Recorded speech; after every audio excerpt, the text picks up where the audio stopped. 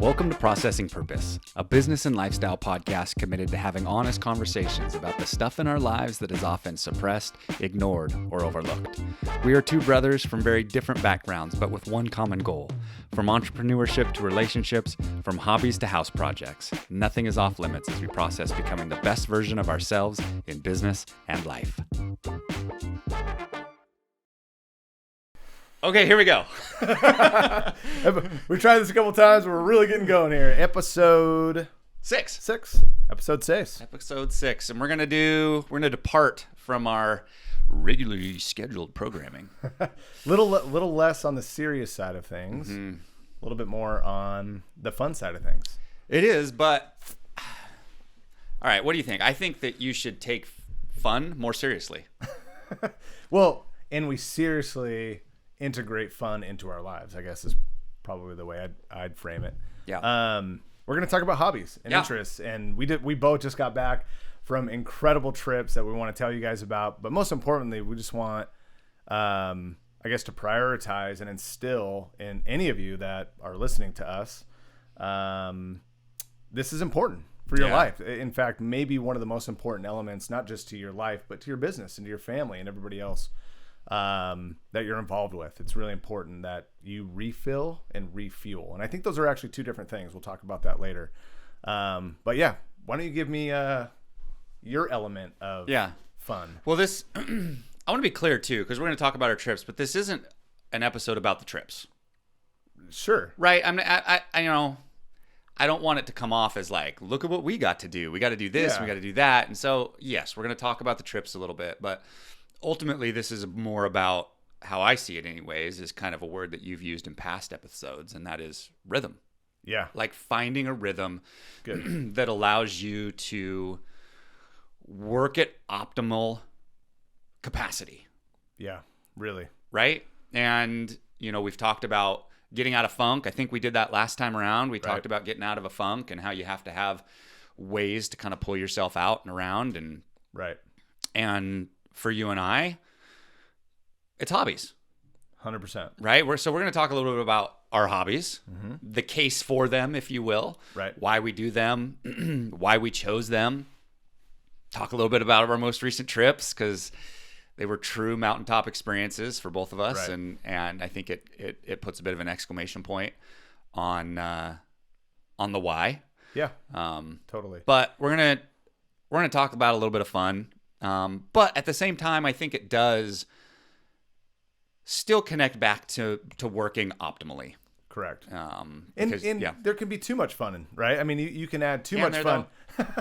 Well, in terms of like, balancing responsibility and things that you have to execute on and get after, but you have to counterbalance that with things that really fill you up and really get you excited about doing more of the things that are hard. Yeah. Right. But we have to debunk this idea that it's grind all the time. Yeah. Super important, but especially early on when you're building your business or, building out your concept.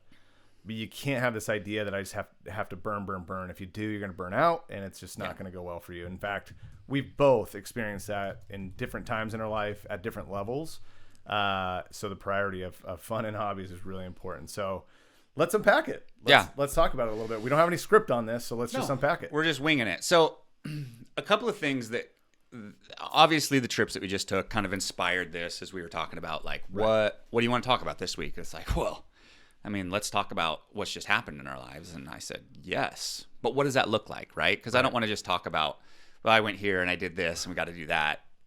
I mean, yes, that's cool, but kind of the wrong motive behind it. So a couple of things that kind of drove my thinking as I just made a few notes is a philosophy that I have with my kids. Okay. Experiences over stuff. Couldn't agree more. Every elder ever tells us that, by the way. Yeah. Let's take heed of that. Yeah. I mean, as parents, and I'm as guilty as the next one, we're always, not always, but we're buying them things, right? They always want stuff. They want the toy. They want the new Nerf gun. They want the new video game. They want whatever it is. And we want to get those things for them. Right. But how about a memory instead? And I know that's a bit abstract, right? To just kind of be like, how about let's create memories, right? It feels a bit altruistic. But is it that hard, really? Is it that hard to create memories with your family and with your children? No, it's pretty not. simple, isn't it? Yeah, I mean, and we might be talking about some more expensive things that fall into the category of experiences. We've been very blessed, and so we get to do some things that are pretty incredible. Yep. But it doesn't have to be that, I guess, is my point. It doesn't have to be extravagant, huge experiences. It can be loading up in the back of the truck and packing a lunch and going and swimming in the river. Totally. Or camping in your backyard. I mean, it could be that simple. Yeah. Pitch a tent. Make it a night. Roast some mallows. Yeah. Easy to do. Easier said than done a lot of times. It's easier in a fast food society just to push things aside and say, hey, maybe later. Well, it's not convenient. Right. It takes either a person that loves spontaneity. I'm not necessarily one of those people, but I know some people thrive in spontaneity. Yeah. They're like, let's go do this tonight. Or it takes some planning. It's inconvenient. Yeah. Load the kids up, load yourself up. I'm talking about kids in the moment, but hobbies for us, experiences for the kids. On some level, it's the same. Yeah. It's a departure from the norm. It's creating a memory. It's, I don't know. Is that a different category? It feels similar. No, I think it's 100% accurate. And I think what we're talking about too, is we talked about a little bit, is integrating your interests and hobbies into your family life, into time with your children, because, and by all means, I think we should aim to do things that our kids like to do as well, not just bring them into our world and make them do the things we love to do. But anyways, it's altruistic is what I'm getting at, right? It's not like hobbies are important just so that you can take a break from business. Hobbies and interests are important to create common bonds. In fact, I would absolutely argue that our friendship spiked the moment we started to share common bonds, together, common experiences together through fly fishing originally. But we've done more stuff since then, backpacking, things like that have brought us together more and more. I just can't express enough how important it is to make sure that you take time and really define what you want your year to look like, right? And I'm not saying, plans change all the time, but really put things down on the calendar that you're looking forward to. Really important to do. In fact, that's literally on my calendar today, is to write out my calendar for the year and make sure that I'm prioritizing hobbies and fun along the way with myself and with my kids. Well, and we've talked about it before, and I'm going to mention it again because it's relevant to this conversation. There's 4 facets. There's 4 segments. There's 4 pieces of enjoying an experience. Let's do it. Let's break it down. The first one, right? Okay. It's the planning, right? It's the anticipation. It's in my calendar. Oh man, it's going to be so awesome. Step 1. Right? It's the looking forward to it and the daydreaming about it. Right? There's a lot of juice that you can get from the it's coming feeling. That actually, because I'm not a spontaneity guy either. In fact, Brooke knows this about me. A lot of people know this. I can't stand surprises. But the planning and the anticipation for anything is what actually I get more and more and more juice as I get closer to it. Really important for me, actually. The preparation's number 2. And getting gear. Yeah, getting gear, but we'll talk about this. I just went on a ski trip. Pretty fantastic. Epic. But the prepping for that trip was, oh gosh, I got to get my skis ready to go, so I had to get them out and I had to wax them up, and 3 days before you left. Yeah, absolutely. A week before squeezing every bit of juice out of that I can. And I needed a new piece of an avalanche backpack for this trip, so I bought an avalanche backpack, and that, getting that and picking one out and figuring out how the cylinder for the compressed air works in it. All of it's fun. I mean, it's all minutia, but it's so delicious. Oh, gear is just, we've talked about it 100. It's just such a dark rabbit hole. The packing, right, and figuring out your bags. And if you allow it to, it's fun. Like, some people get stressed out because they leave it to the very last second. Right. And they got to pack and they throw everything together. But if you plan a little bit ahead, the packing's really fun. Yeah, it is. It really is. Yep. And even packing for the travel itself, right? Like getting your bag ready for the airplane, all that sort of stuff. I enjoy all of it. Yeah, all of it. And so that's 1 and 2, right? The third is the obvious one. It's the experience itself. Going through everything, yeah. Right? Everything from the flight to get there to, trying to find your rental car, and all of these things can be stressors, but you have to put it in the context of what you get to do. And in that context, can you give me it's hard to adventure. It's hard to put into words too, but give me a little synopsis of the moment you clicked into your skis and you stood on top of that mountain and it was your time to make your first run. Like, what did that feel like? Here we are. It was like okay, all of this has led to this moment. Right. And you're looking down, and for context, we did some cat skiing in Utah. And we'll show some video too, right? We can toss some. If you're watching the YouTube version, or if you're listening to this, go watch the YouTube version. We'll toss some video in here of awesome. of this trip and Gavin's trip that he'll talk about too. And but yeah, I mean, we took a cat to the top of this mountain range, the Unitas Mountains in Utah, just outside of Park City, and we were the only ones up there. I mean, we're standing on the top, getting ready to jump off this cornice into fresh Utah powder. Yep. And the soundtrack's playing in your head, and you're like, all right, I'm in a real life Warren Miller movie. Right, here we go. Free falling. I mean, that's what I just picture freedom, like pure freedom, just going down the mountain. I mean, that's got to feel so life-giving. It's like painting on a blank canvas. Like, for those of you that ski, like, you're on runs, you're limited by trees or the fences or tracks. But when you ski out there like we were, you paint the picture. Every feature, every moment, you're the first one to throw yourself off of it, at least since the most recent snow. All the tracks got covered in, but oh man, it's an apex experience. Would you say? Yeah. Mountaintop experience is how I refer to them. Yeah, it's. And by the way, I just want to make clear, right? This isn't. Nobody just launches into an apex experience. In fact, I just had one. I mean, I've had a couple apex experiences so far, which I would just, again, when you experience it, you want more and more and more of it. But I want to make clear, you've been working toward this since you were a kid. You were I've a junior. Skied for 40 years. Let's just call it 40 years. Okay, so 40 years of building up to apex experiences, which you've had quite a few of now. But my point is, it wasn't always that way. You grinded, you worked. He was a junior Olympic skier. You put in a lot of time, a lot of energy, a lot of yourself into this. And so to be up there and to enjoy that amount of freedom has got to be so liberating. Like, you earned it. You know what I mean? Like, and the feeling of earning your apex experience, it feels so much better. Look, I'm not going to speak for anybody that's a trust fund baby that's just getting cash. But and to do these things and have fun doing it, by all means, you have your own experiences. But I'm just telling you from my own, when you look back and you realize I earned my way here, really fulfilling. Well, and here's the thing, and I don't know if this has anything to do with this context other than it popped into my head, and we're just rolling as it comes to mind here. There's 3 cats that they sent out, and a cat is a for those of you that ski, for those of you that don't, the big grooming machines that go up and down the hill that have big tracks.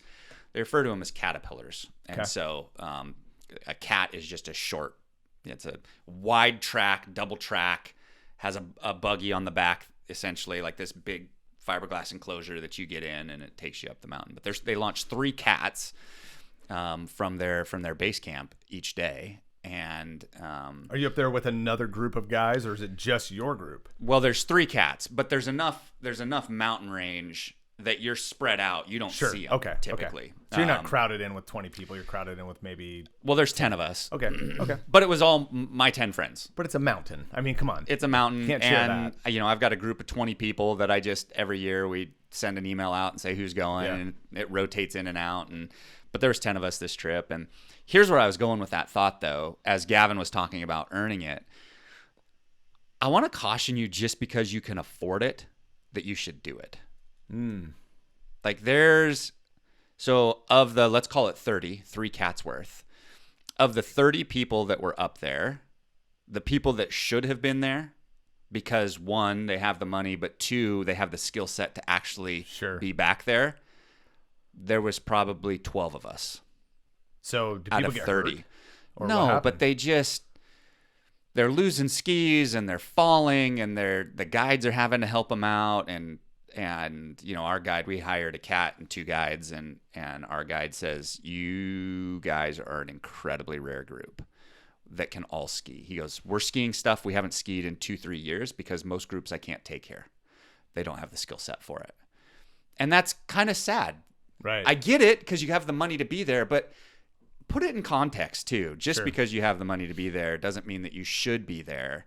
Sure. Like, right. do the things that you want to do the things that give you life and juice, and we're going to talk about that, but use your brain. Right. At the same time. And there's things that you're just not ready for, and you just have to, like you said, earn your way to be there. So we got the anticipation of the experience, we got the planning, the preparation of the experience, we got the experience, and number 4 is where you and I are right now, and that's the reliving of it. Yeah. Review. Right? The reflection, the watching the videos, the looking at all the photographs, I've got a text message thread of all the people that went with us, and we're texting and we're talking about this line or that line, or dude, you jumped off that cornice. I can't believe you flew 20 feet, bro. Whatever it might be. That's awesome. Forever burned in your guys' friendship, which is awesome. Special. That's the value, right? And in fact, I went to Patagonia on a fishing trip for 10 days. And honestly, I told a few of the guys that I met along the way there, look, fishing to me has been a bonus. Really, honestly, the value has been bonding with new friends. That was really the apex for me for that experience. I just want to step back to your comment before about whether or not you should do something just because you afford it. I watched a little clip from Dave Ramsey last night, and it totally punched me in the gut. It was awesome. He said, money will only make you more of what you already are. So if you're unprepared and miserable and you make more money, you're going to be more unprepared and more miserable. If you're thoughtful and gracious and giving and kind, you will turn into a philanthropist because that's just who you naturally are. You will become more of that. And so anyway, I'm not sure where the dots connected for me there. I just wanted to make that comment because it really was a special comment for me to absorb. I thought, yeah, right. If I'm going to pursue financial anything, I should just understand that continue, and like you've talked about a million times over, continue to improve yourself and become the best version of yourself so that money just expands that for you. Yeah. So anyway, that goes into hobbies too as well. It does, because here's the thing. If you pursue a hobby, if you pursue an experience that you're not prepared for, and I don't just mean like the preparation phase of the experience, but I mean you yourself are like have the skill set, you're ready for it, right? You've trained for it if that's appropriate.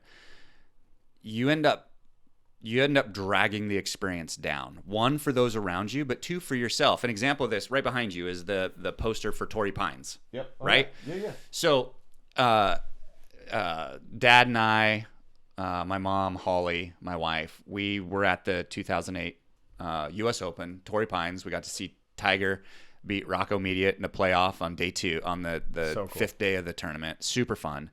But my dad and I played that course. I don't remember if it was before or right after. It was either like 2 days before the Open or 2 days after. And if you know, for U.S. Opens, what they do for the rough is they grow the grass out outside of the fairway like 10 inches. So it's really hard. It's really hard. So if you're not in the fairway, your ball's lost. The only reason the pros don't lose balls is because the fairways are lined with people. And they have cameras everywhere. Right? And they have cameras. Dad and I, we played, we booked to play 18. We scheduled around. We played 9 holes and went home. Now, Torrey Pines is an incredible course. It's beautiful. It's right on the ocean right there in San Diego in La Jolla. And we went home after 9 holes because we had both lost 3 sleeves of balls in the first 9 holes. And we were like, this is not fun. I was not prepared to play Torrey Pines immediately following the U.S. Open with 10-inch rough. Like, I'm an okay golfer. Yeah, you really are. I've played with you multiple times. You really are a really good golfer. But I mean, you're very consistent. It rolls 6 inches off the fairway. It's gone forever till they mow. That would just frustrate. It was so frustrating. I remember looking at my dad and going, "Are you having fun?" He's like, "No, not really." I'm like, "Why are we doing this? Just because it's Torrey Pines?" And we left. So you gotta be ready and know what the experience is going to provide you. Otherwise, you really don't have any business being there. Doesn't that put into context how freaking good these guys are? Oh my gosh. I mean, when you're around somebody that is so good at their craft, actually, it's one of my favorite things in the world is watching people do what they do well, I could eat it up all day. But it really puts into perspective when you're around really amazing talent, how much farther you need to go, or you have to go to get there. A bit of a shift here. So something that I was taught from an early age, and I want to talk about how this relates, right? So a concept that we hear periodically, depending on your circle, is delayed gratification. Okay, like creating a motivation to accomplish a goal, you delay the gratification of maybe the reward that goal could accomplish to push you to accomplish the goal. Okay, Yeah. so something that was taught from an early age in my family was delayed gratification. The downside to that philosophy, and I'm not saying I agree with it or disagree with it, but you have to understand the downside. The downside of that philosophy is unless you're wise big enough and you actually meet the goal, you end up delaying that experience indefinitely. I understand delayed gratification as it relates to maybe things, right? Whether that's you want to get, it's an extreme example, but let's say you're a high roller, you want to buy a Ferrari, you're going to wait till you get to a certain point to buy it. Okay, sure, fine, whatever. New set of golf clubs. Okay, sure, fine. But when it comes to experiences, I almost feel like there's a bit of a misnomer in there that you should delay them. Like, you don't know that you're going to be as healthy as you are next year. Correct. As capable as you are next year, that the people that you want to go and do this with are going to be in the same space as they are next year. Warren Miller's the other poster behind you, and he's the godfather of ski films. Warren Miller, ski films, Bruce Brown, surf films, some of the two most iconic outdoor action-adventure activities in the world. And Warren Miller, at the end of every single movie he ever made, and he's made 100 movies, he said, if you don't do it this year, you'll be 1 year older when you do. It's great advice. But we also need to frame it in terms of responsibility too. That doesn't mean drain your bank account, screw your business plans, and go do whatever you want to do. Now that's up to you. But Luke means don't keep lying to yourself that everything is going to come crashing down around you if you're gone for 10 days to experience what you've always dreamed to experience. Again, we both have stepped out and just said, hey, we're going to do this because we want to live a big life, right? We don't want to just say we want to live a big life. We want to do it. And so he's right. Like, if you have the money, you have the time, don't sit there and stew over it. I just think back to how many things have you delayed, whether it be stuff or experiences, because you thought it's just not the right time, or I don't have enough, or I can't justify this to my family or my wife, instead of taking the time to sit down and talk about it. And I'm just throw one more thing in there. One thing that my mom's been really impressed with our generation is that we give our spouses, or spouses in general, give one another time and space to go do the things we love to do individually and together, right? And that's really special and unique to our generation. And I just implore each one of you to go out and make that time and space for you and your spouse. Yeah. Really, really important. Yeah. All right, question for you. Why do you have the hobbies that you do? And what are they? Yeah, thank you for asking. Well, mine are twofold right now. And I'm getting slowly into bird hunting. We've talked about that. I didn't get to do it this year, which is a bummer. I got all the gear, of course. So I got a shelf full of bird hunting gear, but I don't have any birds yet because the season ended right before I left for my trip. So, and I just finished my hunting license literally a week before I left. But that's okay. I'm going to give it a shot next year. Honestly, again, my hobbies have been driven by bonded and shared experience. So my other two hobbies are fly fishing and smoking meat. So I absolutely love barbecue. I've grown a huge interest and passion toward barbecue. You guys have heard me talk about that before. But actually, I just want to share that I actually went through a short season of depression over this. In fact, right before Luke introduced fly fishing to me, which, by the way, I showed up in aqua socks and fell in 3 times. He actually gave me the eye roll going, dude, you're freaking scaring all the fish, man. But nevertheless, I kept going back until I figured it out and fell in love with it. So it's just turned into a huge brewing passion. Of course, it just took me to Patagonia. So it's taken me to some of the most beautiful places in the world. But again, shared experience. And with smoking meat and cooking, I just love to share that as an expression and watch people enjoy what I make. So for me, it's a little bit of a selfish thing, right? I really want to bond. I want people to enjoy what I create. And I just share the depression part because I really genuinely thought, man, this is a bummer. Like, I feel like all my buddies have a lot of cool hobbies, not just hobbies, but skiing and shooting and all these different things. I was feeling left out, and not because anybody made me feel left out. I made me feel left out. I just sat back and kind of stewed over it instead of taking that initiative to try new things. And I'm so glad I did, because now it's opening a whole new world for me. Now I'm like, yeah, I want to try that. Yeah, I want to try that. Instead of sitting back watching, sure. Now I'm participating, and that's amazing. Fishing for me has blossomed into so many different directions and friendships and connections and involvements with family lines and other things. That I'm forever grateful for. So again, you take that one step forward and just trying new things, you might find out you're in love with it, and it might create an amazing new world for you too. Yeah. Another question I had on the heels of that, because you mentioned it, any hobbies that you don't have right now that you'd like to pursue? Art. Yeah. Like, in what capacity? I've never even heard you talk about this. Yeah. So, it's funny because I actually was watching I've been on a video binge here, but I also watched a guy talk about, he always felt that his parents were not, wealthy enough to afford him a musical instrument when he was in school. And he said something, he goes, and I deeply regret not trying music in school and not taking on a musical instrument.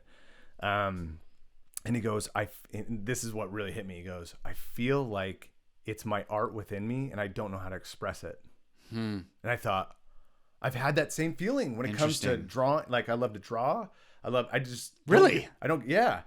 that great at it, to be honest with you, but I really enjoy it. It's very therapeutic for me. And something I've yet to do that I really want to do. I've been so entranced by Bob Ross. I know you're going to laugh.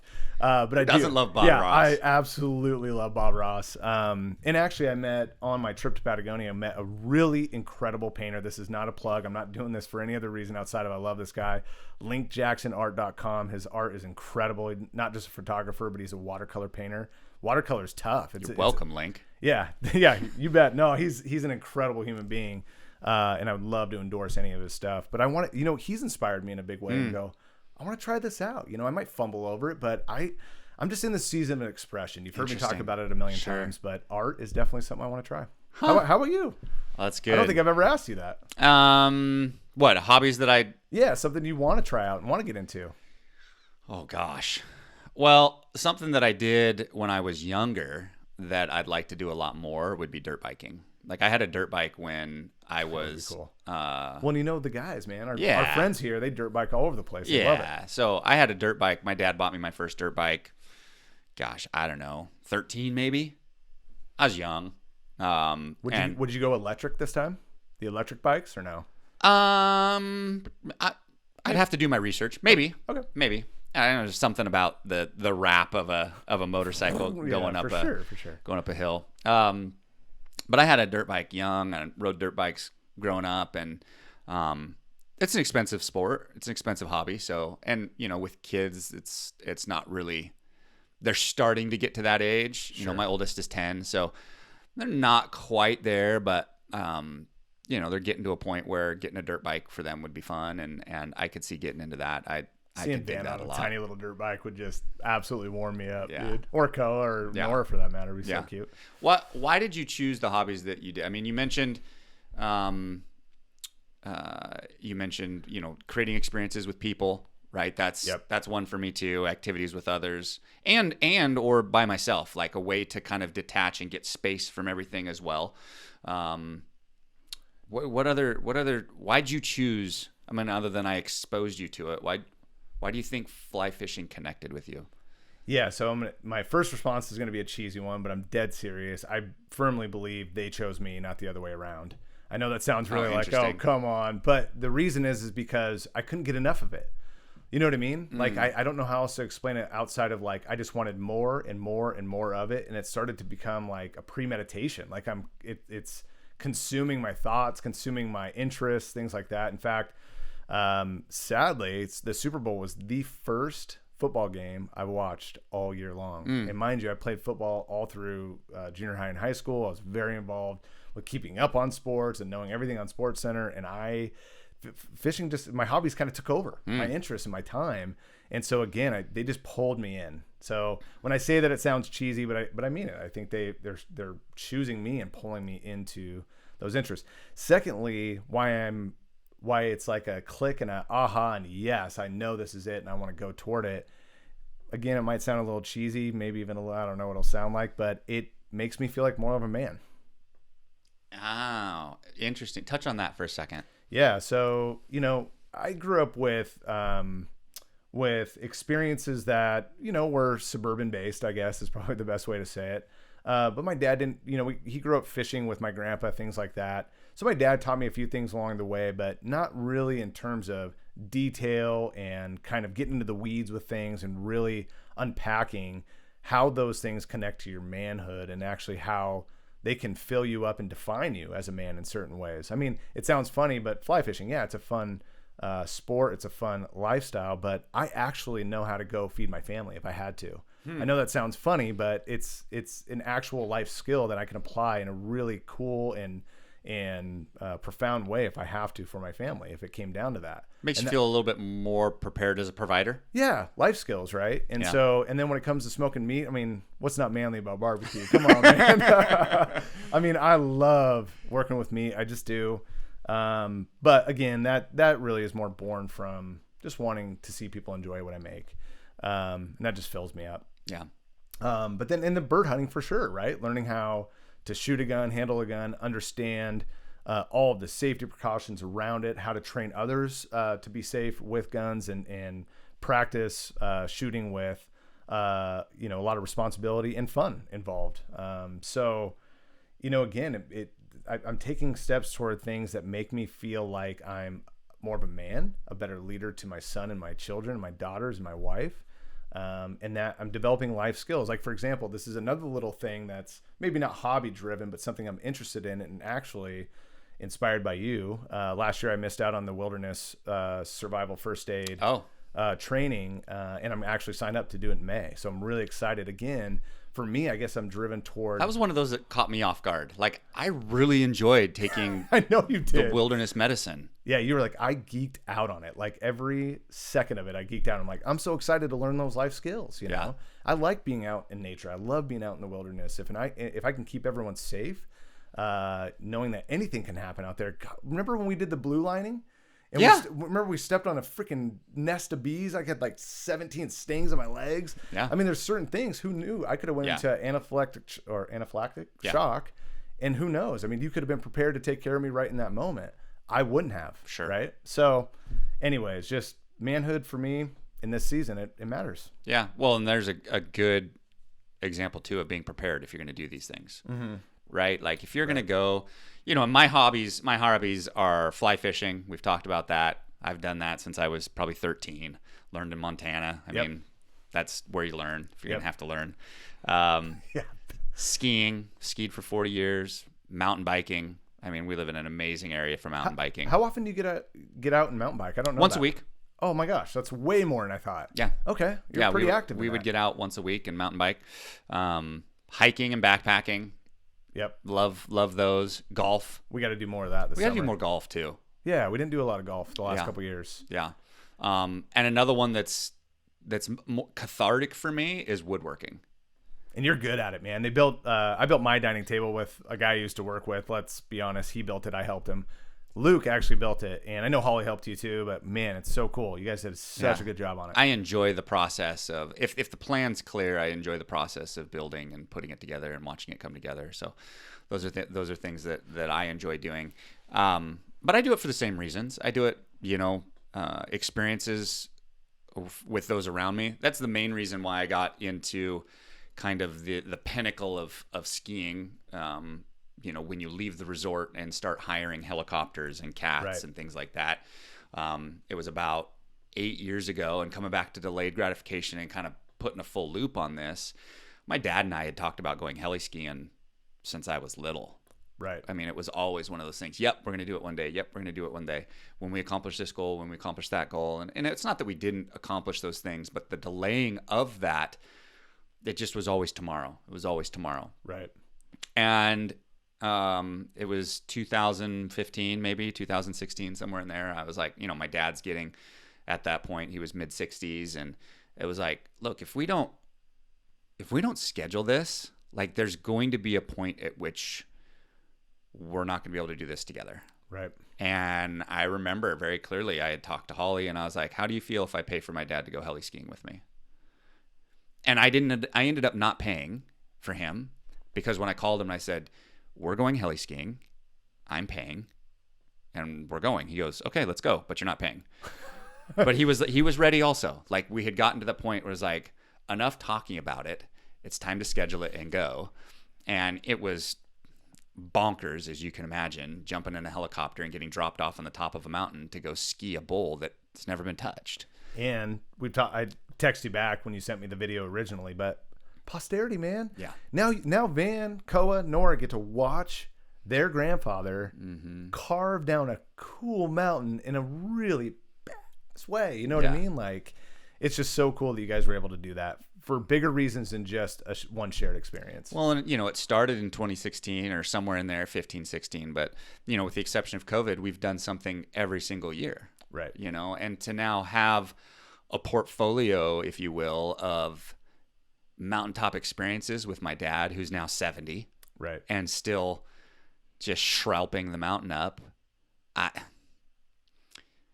probably can't count on both hands the amount of times the group that was around us. And I invited 10 of my friends. We got a big house, stayed in Park City. All my friends, all the guides, everybody around us was like, this is so cool that you and your dad are doing this together. That is so cool. He's 70 and he's out here jumping off of, yes, my dad's 70 jumping off of cornices. It's like, who does that? And my dad skied, if he's 70, he's skied for 50 years. But, the point is, I mean, what a book of memories, of experiences. And I don't know if the camera can see it, but that one there is my dad, right there. That was in British Columbia somewhere, I don't know, 4 or 5 years ago, pre-COVID. But to have photos like that you can share, and I mean, it's... And the fact that you just said it too, like, not to mention, all of us, tomorrow, things could change immediately, right? In terms of our physical abilities. But here's a guy that's 70 years old that's not making any excuses, not putting anything on the back burner, saying, I'm going to go do this. We're going to live this life. And every single time someone does that, what do they say? They go, I'm so glad I did this. I'm so glad I can't believe I waited so long. Yes. Every single time. And, these trips have been great, because I get to bring, I want to have a private experience. So I make sure that I either fill the helicopter or I fill the cat. So I've been able to take 2 of my uncles along. I've been able to take cousins along. I've been able to take, hopefully soon, brother-in-laws along. I'm calling you out right here on the podcast, Tyler. You're coming with us next time around. You're going.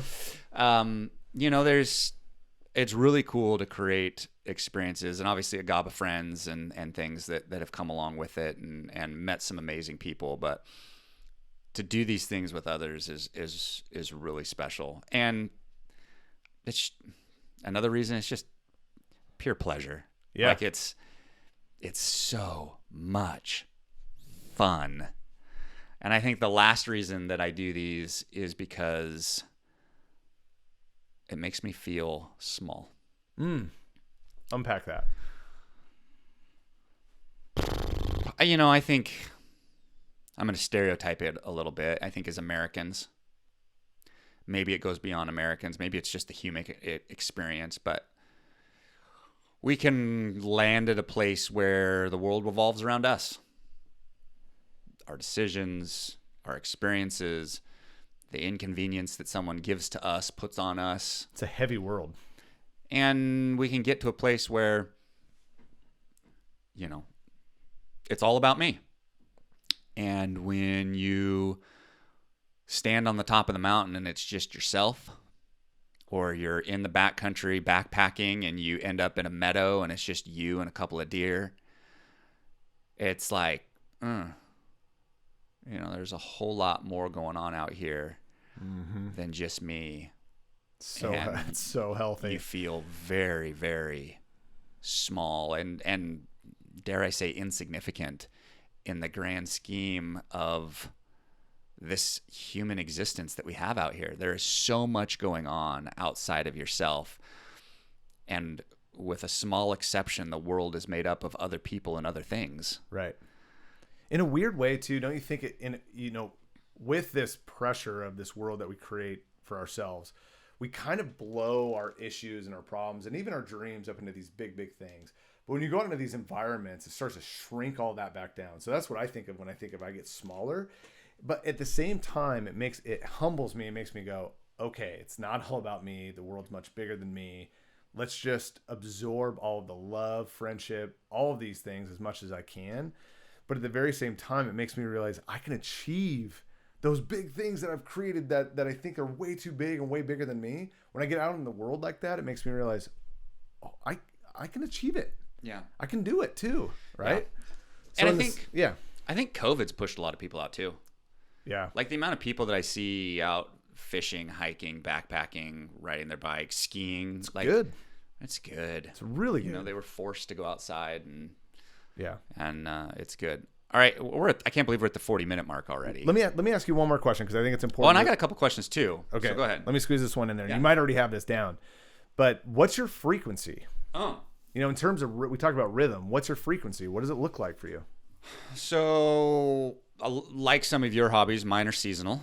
Right? There's, we live in a 4 seasons place, so I can't golf in February, right? So that kind of helps, at least not here locally. I'd have to travel to do that, right? Yeah. So, I want to have a big mountaintop experience once a year. Okay, and that's like a, like I just did with cat skiing. Like I don't expect to do that in every activity. Sure. I'm not going to go do that on mountain biking because my skill set's not there. Okay. Like coming back to preparedness, like there's only, right. There's only an appropriate window to do those things. But I like to have a big experience once a year. And then I think a active weekly experience of some kind. That could be a day on the river. That could be a mountain biking trip, a hike. That could be a round of golf, right? Something weekly to just kind of ground me and mix up the office routine and then probably seasonally, depending on the season, a short, I call it a quick strike mission, a short 2-day experience in my hobbies. So that could be an overnight backpack trip with just a couple of friends. It could be load the kids up in the car and we're just going to go to a different resort to go ski. Like, each season needs to have something like that as well. So you have short term, middle term, and long term. Yeah. So you're like once a year, big adventure, peak, one of those peak experiences or apex experiences. Yep. Once a month, maybe, or once every couple months, doing something a little bit more extended, but not like a whole week's worth. Yeah. And then every week you're doing something small that just kind of rejuices you a little bit. Yeah, just keeping me in the flow, rhythm. Keeping me in the. Well, I'm honing the skill, right? Because if you want to do these things, you have to be proficient. If you want to do the big trips, you have to be proficient at whatever it is that you're doing. And so it keeps honing the skill, keeps the enthusiasm there. You're learning new things, and that's a great rhythm. Do you have a different rhythm than that? Well, smoking meat I got to do 2 to 3 times a week. I think I think I'm just addicted to it. But but with fishing, again, it's a little bit more seasonal. But I'd say bare minimum, I've got to be out every couple weeks. No more than that. If I go more than 2 weeks without roping into something, I start getting itchy. Yeah. And I start getting edgy and all those sorts of things. There's something really fulfilling for me. Getting outside and just being outdoors and but again, this year I want to do some more golfing. I want to do some more hiking and backpacking. I want to do some bird hunting this year. I want to do some artwork. So again, you've kind of awoken a beast a little bit by introducing fly fishing to me, because I just want to start experiencing more of my life. Okay, real talk here. Yep. We're both married. Yes. We both have families. Yes. We're talking about a lot of getting out and experiencing and going and big trips, and some of them are fairly expensive. Like, how does your wife respond to this? Like, how does this fit into family planning and into, making sure that you're not overindulging, Right. and, using it as a way to escape your family? Now, I want to be clear. There are moments that we all feel we need to escape from our family, and a hobby is a good way to do that and get just a little bit of reprieve from everything. So that can be part of it too, but you can also, the pendulum can swing too far. Right. So how do you balance that? How has Brooke, your wife, responded to that? Like, right. Just quickly, like, what's your thought there? There's been a couple trips throughout the past couple years that have been a little bit spontaneous, and so we hadn't necessarily budgeted for it. More or less, kind of went on the fly of like, all right, we can afford this, let's just go. But things are a little bit leaner and tighter now. We're in real estate, the market has shifted, so we have to be a little bit more thoughtful about. In fact, we canceled a trip going to Manhattan in April altogether. We just said we don't need to do that, right? Now, my wife, you know this, is very tit for tat when it comes to time away. And I'm good about that too, right? I have no resistance when it comes to that. And so if I, throw it out there, hey, in July, like we've talked about, want to go to Colorado and spend a few days with you, Tyler, and Troy fishing, she's like, cool, no worries. I think I'll schedule something with my sister and friends, maybe after that. Totally cool, right? And so we try to balance that out as best we can. And I think we've actually done a pretty good job of that. But when it comes to escape from the family, yeah, we also prioritize family trips, right? So we have a Priest Lake trip that we're going to do this August that we're planning to do every single year. And then we're actually going to go down to Arizona to see my dad for a week in early April. And so we also try to prioritize time together as a family. And quite honestly, our kids get way more of us than most kids do. I don't want to get into the comparison trap. We don't travel for work at all. We actually work locally. Our office is 5 minutes from our house. We pick our kids up from school almost every day. Well, not almost every day, but about half the week. Drop them off every single day. So anyway, point is we really do a job to prioritize time with them on a daily basis. So when I go out to do these things, it doesn't feel undeserved yet. I could easily abuse that. You're right. Yeah. I could easily turn it. Now, I will say, I'll step back. When I first started getting into fly fishing, I was sneaking away. And honestly, part of it was just like, yes, I want to get away just to get some time and space to myself. And I think that's okay at times. Sure. And part of it was just like, I'm so like, once I get into something, I'm the extreme, man. When I pendulum swing, I swing hard. Yeah. And so when I'm into it, man, and I go balls to the wall. So, anyway, yeah, I see what you mean, and that this could become really out of rhythm very quickly. Yeah. But right now it feels pretty balanced. Yeah. It does. Yeah. I think another way is to include them in it. Right? I mean, Correct. Yep. I think there's times where you need to be by yourself. We need to reset, as parents. I think we all understand that there's moments it's like, I've had enough of you right now. Yeah. And I need just a little bit of space. And even as husband and wife, right? As spouses, there's an element of like, I love you, but I need a break. Right. Right. It's human nature. Yeah. It's not negative. And it's not negative in any way. Like there's something wrong. It's just like, I just need a little bit of space. And so there's moments for that, but including them in your hobbies as best you can creates not only fun memories right now, but I'm skiing with my dad and he's 70 because he included me in his hobby when I was 2. 100%. Right. And that's pretty rad.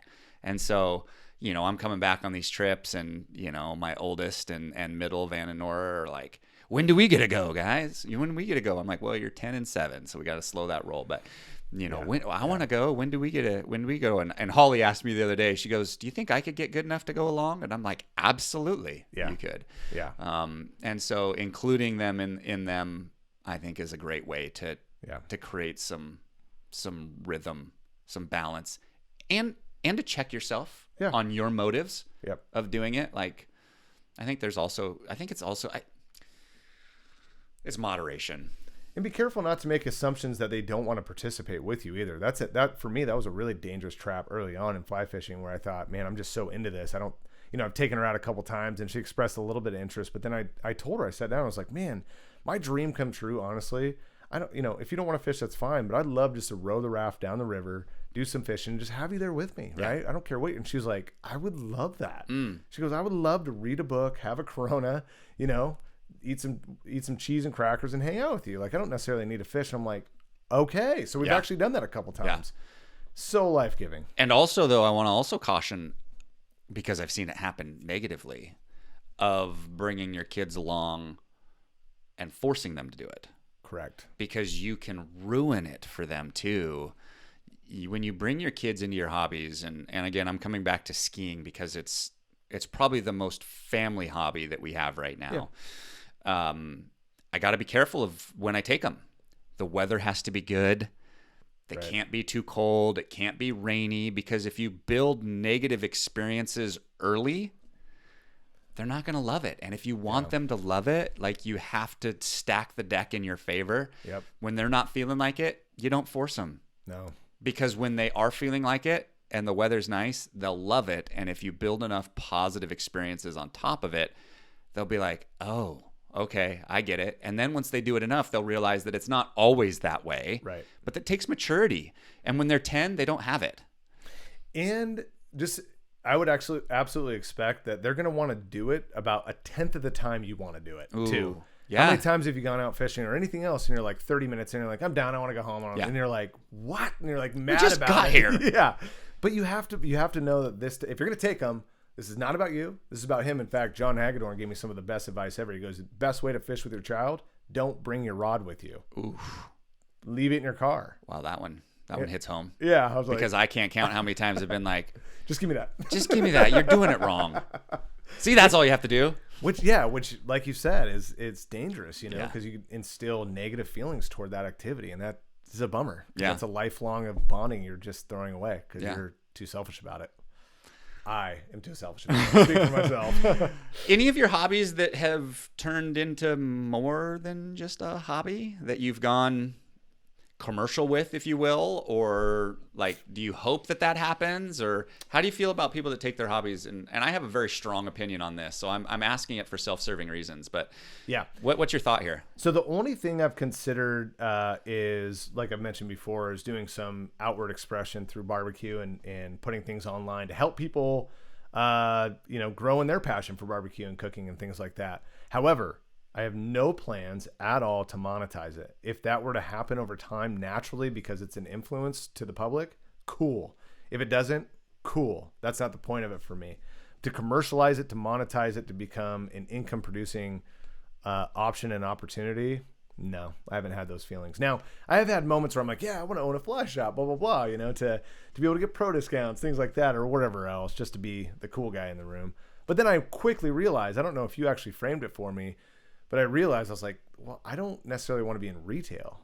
I love fly fishing, but I don't want to be in retail. That's not what I'm passionate about at all. And that's what a fly shop is.